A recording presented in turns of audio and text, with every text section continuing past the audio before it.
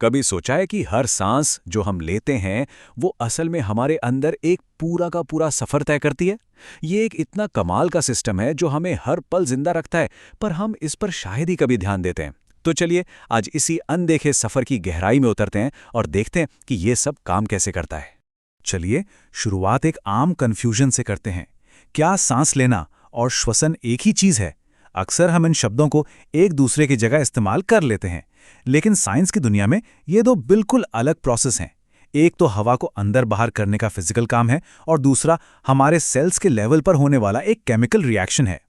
इस छोटे से फर्क को समझना ही इस पूरे सिस्टम को समझने की चाबी है।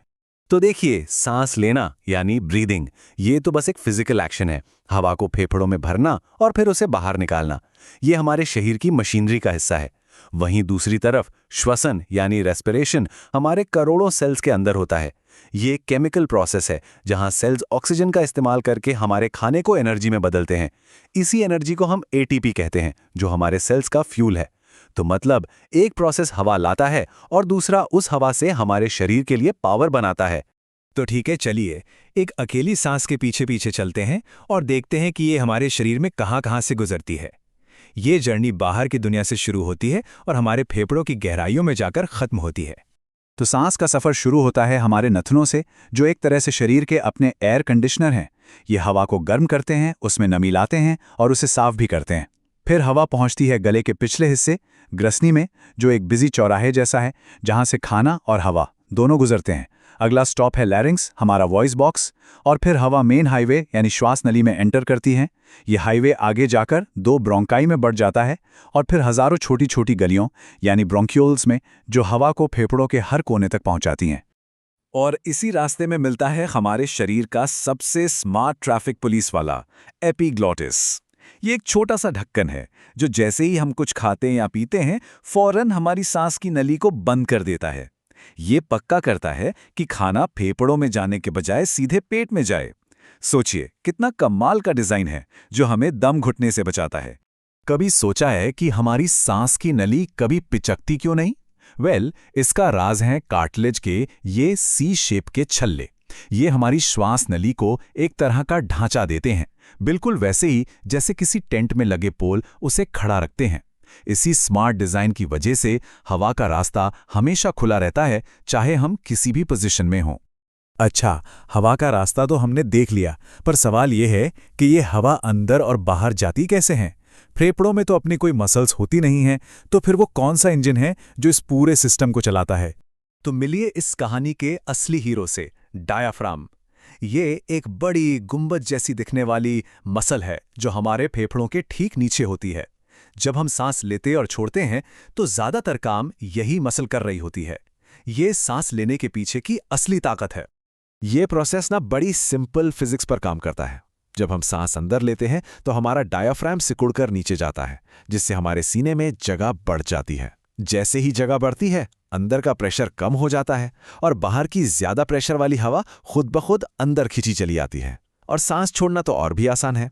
डायाफ्राम रिलैक्स करता है, अपनी जगह पर वापस आता है, सीने में जगह कम होती है, प्रेशर बढ़ता है और हवा बाहर निकल जाती है। ये सब बिल्कुल ऑटोमेटिक होता है।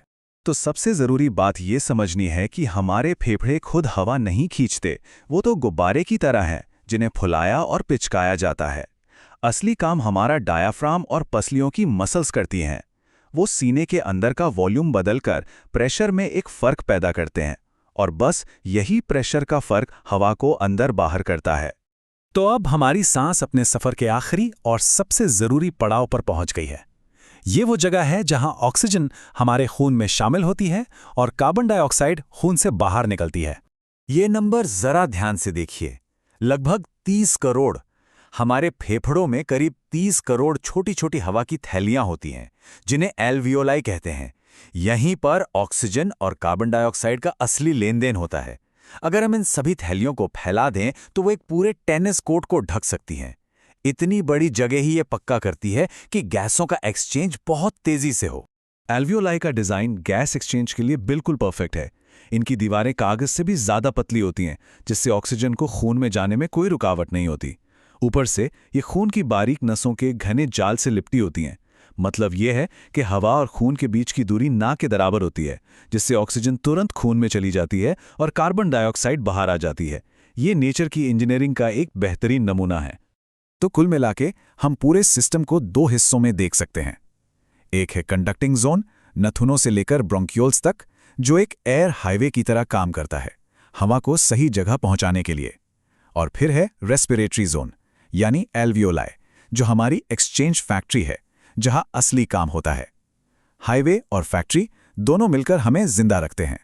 जरा सोचिए, ये पूरा कॉम्प्लेक्स सफर दिन में 20,000 से भी ज्यादा बार होता है, और हमें एक बार भी इसके बारे में सोचना नहीं पड़ता। ये हमें सोचने पर मजबूर करता है कि हमारा शरीर अभी इसी पल और ऐसे कितने ही कमाल के काम चुपचाप कर रहा है जिनके बारे में हमें शायद पता भी नहीं।